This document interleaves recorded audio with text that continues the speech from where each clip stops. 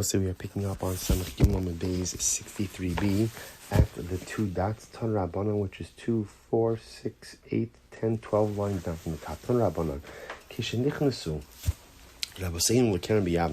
So when the Rabbanim went into Keren Yavne, so remember literally the vineyard in Yavne. So this is the area, remember again, Yavne was where one of the places the Sanhedrin relocated to during the turbulent times leading up to the destruction of the Beis HaMikdash. Hayusham Rabbi Yehuda, Rabbi Yossi, Rabbi Nechemi, Rabbi Lazar, Beno, Rabbi Yossi HaGalili. So all of these Rabbanim were present. Pasku Kulam B'chvod Achsanyo. So all of them again went ahead and opened up when they gave their shir. They began by thanking their hosts. You may have heard this expression, "Poskim b'chvod achsanya," right? You hear this a lot when people are giving a speech or giving a dvar Torah at a simcha at someone's house. They'll say again, we begin by essentially giving kavod to our host. So this is mentioned over here when the Rabbanim were housed in Yavne. They were put up at the homes of some of the local people. So they said, before we begin the shir, let's begin with kavod for our hosts. So Rabbi Yehuda, again, who was given the title of Rosh HaMedabrim, he was literally the head of the speakers. So he went ahead and he spoke about Bechvod Torah. He spoke about the kavod that has to be given to those who study Torah. And he quoted the following drasha. So the Gemara says as follows: Moshe Rabbeinu went ahead and took his tent, and he set it up outside of the camp. Outside of the camp. So remember again, this is talking about where Moshe Rabbeinu is after Chet HaEgel, soon the golden calf. So Moshe Rabbeinu comes back, and again, he has the light shining from his face, and he was just a different person, right? He came back from this experience just fundamentally changed, and so he moved his tent outside of the camp. Now the Gemara says it's the Kavachomer was the Kavachomer Ma Aron Hashem Shaloh Hayemeruchak Ela Shnei Masar Mil. So remember again the Aron. Right. I'm sorry. So Ma Aron Hashem Shaloh Hayemeruchak Ela Shnei Masar Mil. Right. So remember again, the Aron itself was less than 12 mil from where the Jewish people lived. Amra Torah v'haya kal mavakesh Hashem yetzi el Oha Moed. Yet again, the Torah says whoever wanted to seek out HaKadosh Baruch Hu had to go to the Oha Moed, which was the Mishkan, but is also referring over here to Moshe Rabbeinu's tent. Tamdi chacham sholchem me'ir li'ir medina le'medina le'mol Torah alachas kama v'kama. Then all the more so, Talmidei Chachamim go from city to city, learning Torah. All the more so, they are described as ultimately Mevakshe Hashem. The Dibra Hashem al Moshe panim al panim, and HaKadosh Baruch Hu would speak to Moshe literally face to face. Am Rabbi Yitzchak, Am HaKadosh Baruch Hu Moshe, ani va'ata nazbir panim b'halacha. So what does it mean when it says that HaKadosh Baruch Hu spoke to Moshe Rabbeinu panim al panim face to face? So literally again, like Kiviyachol Moshe Rabbeinu has a chavrusa with the Ribono Shel Olam, that literally again will face each other, show each other's face when learning Torah. Others explain, Kach Amar La HaKadosh Baruch Hu LeMoshe, Kishem Shani Hisbarti Lecha Panim, Kach Ata Hezber Panim LiYisrael B'Hachzer Olam Komo. So HaKadosh Baruch Hu says to Moshe, the same way that I forgave you, in other words, right, or literally, I showed you a kind face, and I taught you Torah, so to Moshe Rabbeinu, you have to show a kind and forgiving face, and to Klal Yisrael, and bring your tent back into the middle of the camp.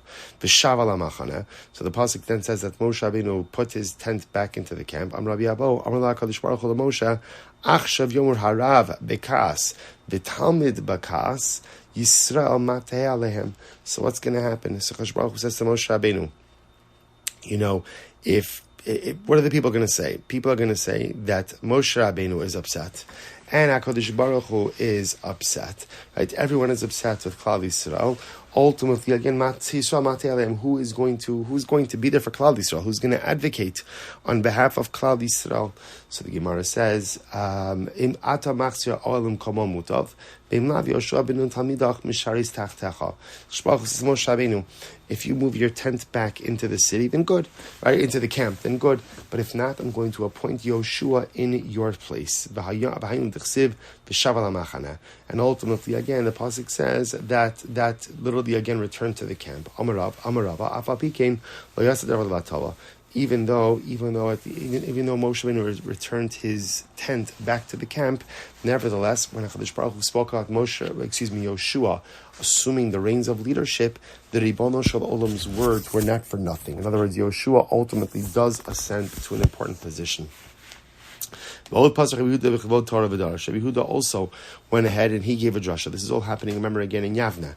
So Rabbi Yehuda also begins a drasha, and Rabbi Yehuda also gives a drasha, out of kavod for those who study Torah. And what did he say? Haskes u'shema Yisrael hayom hazen hiye sala'am. So literally, again, haskes means, pay attention. Pay attention, Klal Yisrael, and listen. For today you have become a nation. I don't understand, was it on that day? Was it on that day that Klal Yisrael, remember, this is the end of Dvarim. So was it on that day that Klal Yisrael became a nation, that they received the Torah? They received it so much earlier. So the Gemara says,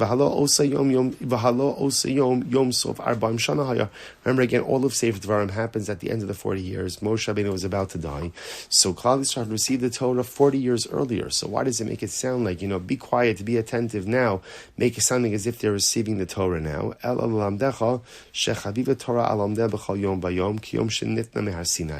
very beautiful Gemara. Rather, it's here to teach us that Torah is beloved upon those who learn it as if it was received that day from Har Sinai. In other words, Torah is not something that gets old.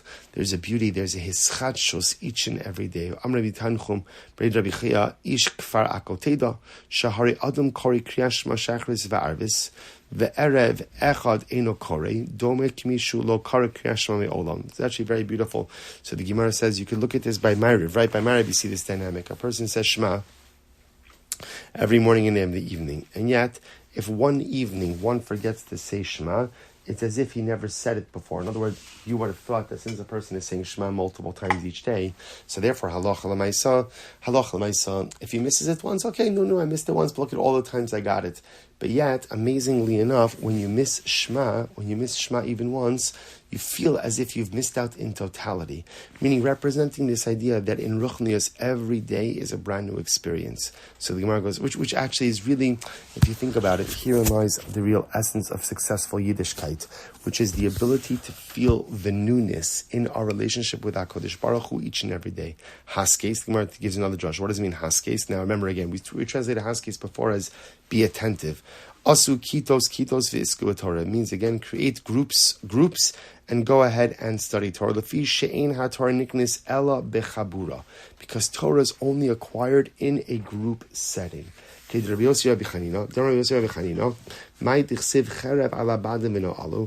does it mean again when the pasuk says literally charav ala badim v'no alu, which means there are sword is raised against those who are alone. V'no alu charav al soneim shaltamidei chachamim sheyoshvim bad bebad v'oskim b'Torah. So literally again, a sword will be lifted up against the enemies of Torah scholars who sit and learn Torah by themselves. Now this is a euphemism. The enemies of Torah scholars are Torah scholars, representing people who decide that they don't want to learn with a group, they only want to learn by themselves. Not only that, but they become foolish. Ksiv hachav no'alu, uksiv hasam asher no'alnu. Not only that, but if you learn alone, you come to sin. Why shene emar ba'asher chatanu? The other passage is from here. No'alu share tzoan. So I'll say a really profound idea that ultimately, again, true success and true growth in Torah is really only gained when one is learning as part of a Chaburah.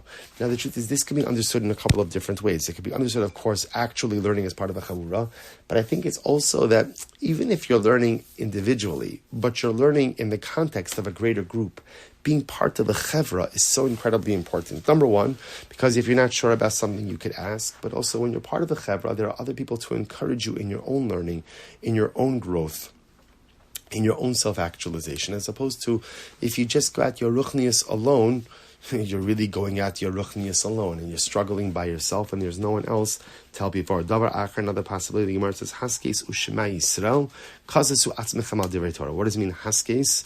So again, literally, grind yourselves down for Torah. In other words, which means work hard. Work hard. Do not expect spiritual accomplishment to come with no effort, but rather if you want to acquire Torah, you want to be successful in Torah, literally grind yourself for it. How do you know that Torah is only upheld in someone who's willing to kill himself over it, meaning someone who's willing to work very hard? Zos Torahs Adam Kiyamus Ba'ohel. So literally again, this is a little bit of a play on words. This is by Paraduma.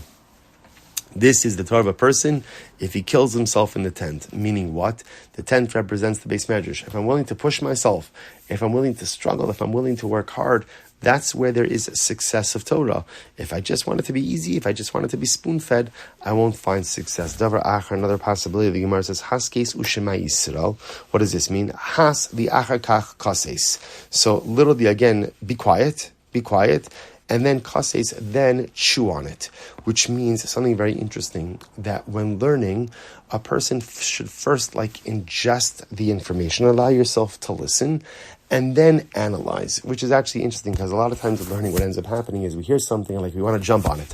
I want to ask, I want to this. Sometimes it's good to let things kind of flow in, and after you analyze a little bit, or not even analyze, after you ingest, then you could analyze. A person should first ingest information, and then he could analyze it. Amud Yomi,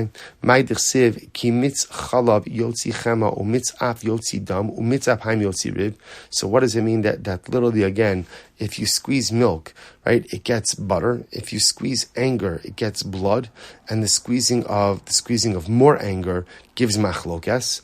So the Gemara says, what does this mean?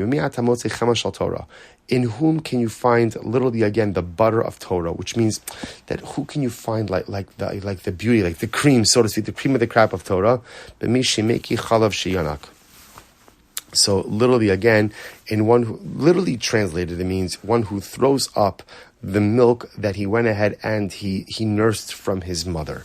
So the idea is that the milk that a child nurses, that's his life force, that's his very sustenance.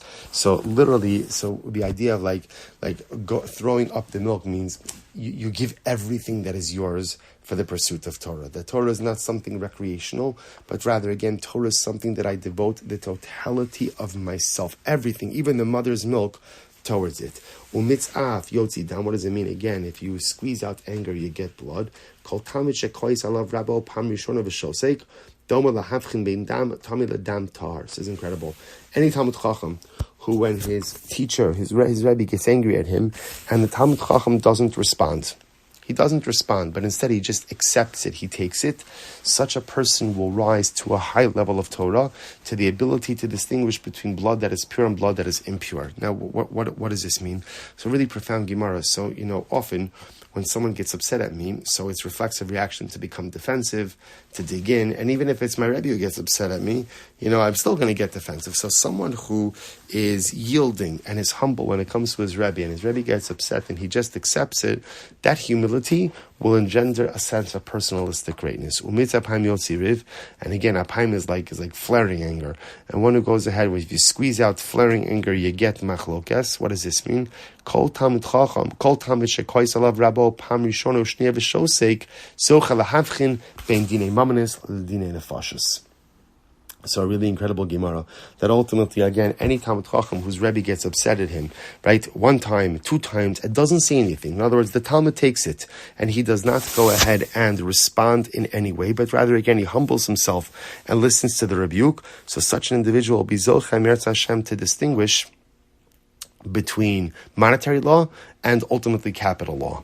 So interesting. So in other words, the Gemara is suggesting over here that he'll be able to paskin not just in areas of capital law, but also monetary law. Now, the Gemara is presupposing over here that dinei mamanis, monetary law, is more complicated than capital law. So the Gemara is interesting. Disnan Rabbi Shmuel Omer, harotze sheis chakim yaso b'dinei mamanis. Shein l'cha miktzua b'Torah yoser mehen shein kemayon novea. So the Gemara says this is whether we say that if a person wants to go ahead and become wise, what should he do? He should go ahead and literally spend his time learning dinei mamonos, learning monetary law, because ultimately, again, the Gemara says they're like a flowing fountain, meaning there's so much in there, there's so much depth, there's so much profundity, that if a person spends his time learning monetary law, then halacha l'maisa will become exceptionally wise. Right, so we'll stop over here for today.